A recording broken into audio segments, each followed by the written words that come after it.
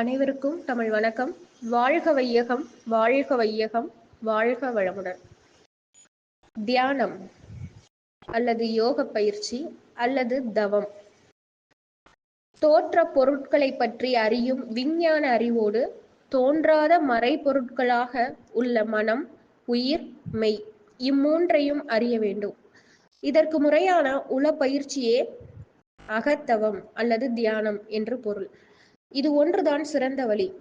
இத்தகைய தியான பயிற்சியினால் அறிவானது கூர்மையும் அமைதியும் உறுதியும் தெளிவும் பெறும்.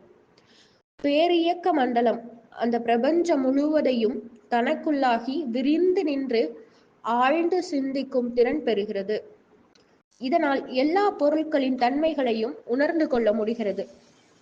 பிற உயிர் பெறும் இன்ப துன்ப உணர்வுகளின் தன்மையை ஊடுருவி நின்று அறியும் நுட்பமும் உயிர்கள் படும் துன்பத்தை இயன்றவரை போக்க உதவும் தகைமையும் எவ்வுயிருக்கும் துன்பம் விளைக்காமல் தனது தேவை, விருப்பம் இவற்றை நிறைவு செய்து கொள்ளும் ஒழுக்க பண்பும் இயல்பாக உருவாகிவிடும்.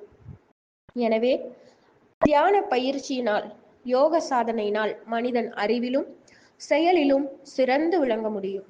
இவையெல்லாம் பொதுவாக தியான பயிற்சியினால் மனிதனுக்கு கிடைக்கும் பெரும் பயன்கள்.